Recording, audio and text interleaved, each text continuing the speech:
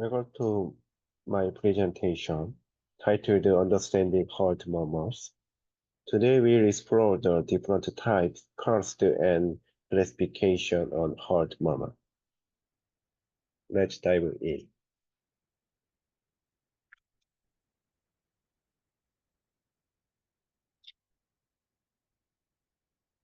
To start, let's define what a heart murmur is. Heart murmurs are sound. Then I'll be discussing the muscular.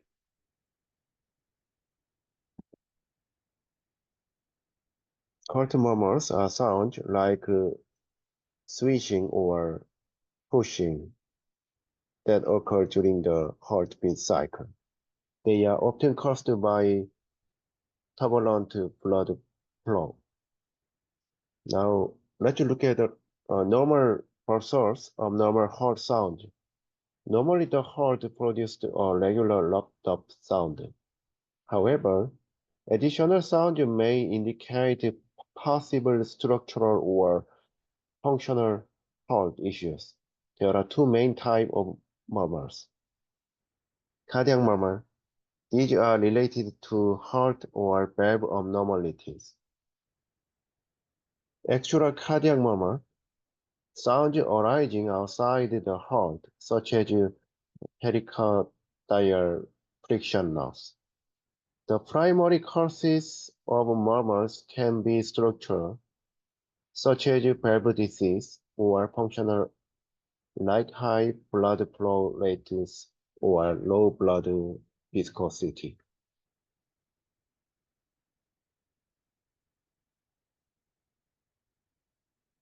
Heart murmur form when blood flows turbulently through narrowed pathways or across irregular valve surfaces. The intensity of these murmurs depends on factors like blood flow speed and the degree of constriction in the heart structure. For example, higher blood velocity increases murmur intensity. Narrower opening create more turbulence, leading to louder murmurs. Understanding these mechanisms help us interpret what might be causing the murmur and to assess each uh, uh, severity.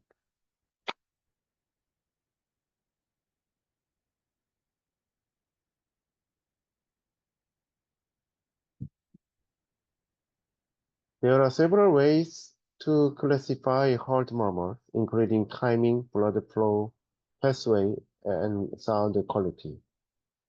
By timing, systolic murmur occur when the heart contracts. Diastolic murmurs occur when the heart is at rest. By blood flow pathway, ejection murmurs caused by blood flowing out through narrowed valves. Regurgitation murmurs occur when blood flows backward due to leaky valves. By sound quality, high-pitched murmurs are best heard with a stethoscope diaphragm. Low-pitched murmurs are better detected with the barrel of a stethoscope. Murmur pattern can vary as well. Crescendo, murmur grows louder. Decrescendo, murmur decreases in volume. Crescendo to decrescendo, which is diamond shape, peaks in the middle of the sound. The timing and intensity of a heart murmur offer insight into each cause. Relationship with cardiac cycle. Murmurs occur at specific time, such as during contraction or rest, helping us to label and diagnose them. Intensity pattern. A crescendo-decrescendo pattern is common in aortic stenosis, where sound rises and falls. Polysystolic murmurs, which have a constant intensity, are often due to mitral regurgitation. For example, mitral stenosis is typically a low-pitched diastolic murmur. Aortic stenosis present as a high-pitched systolic murmur with a crescendo-decrescendo pattern.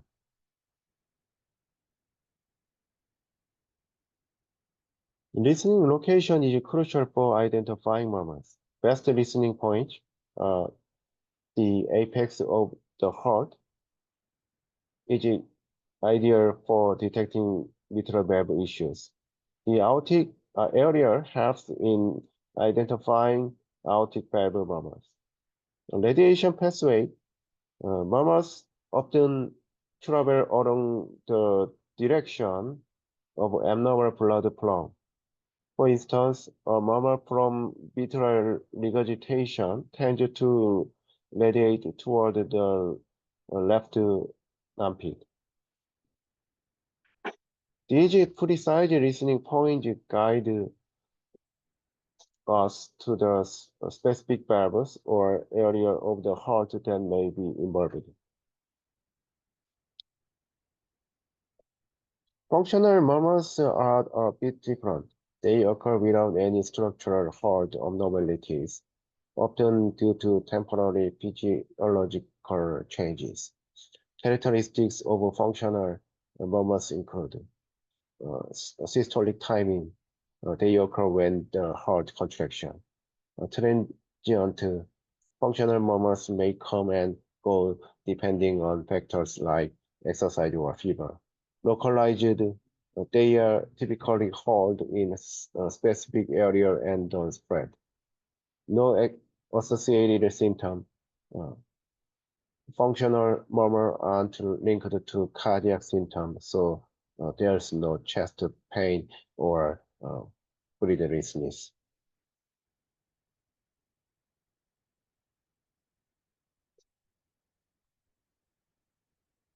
Triggers might include increased heart rate from exercise, fever, or anemia.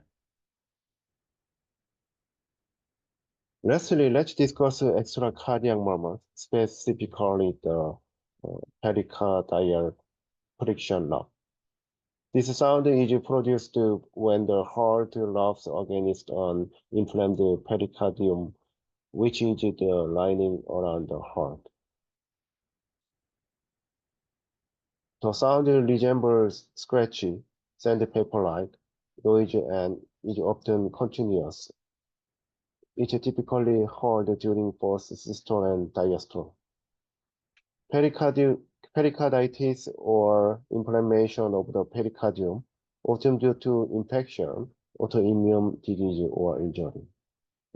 Detecting a pericardial friction lobe helps us identify pericardial disease, which requires different treatment from valvular heart disease. As we conclude, let's summarize some key takeaways from our discussion on heart murmurs.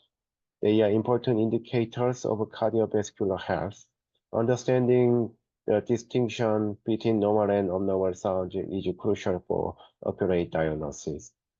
Classifying murmurs by timing, intensity, and location helps in assessment and treatment decision. Functional murmurs often arise from temporary physiological changes and are generally benign. Lastly, extracardiac murmurs such as pericardial friction knobs signify distinct pathologies that may require specific attention. Thank you for your attention.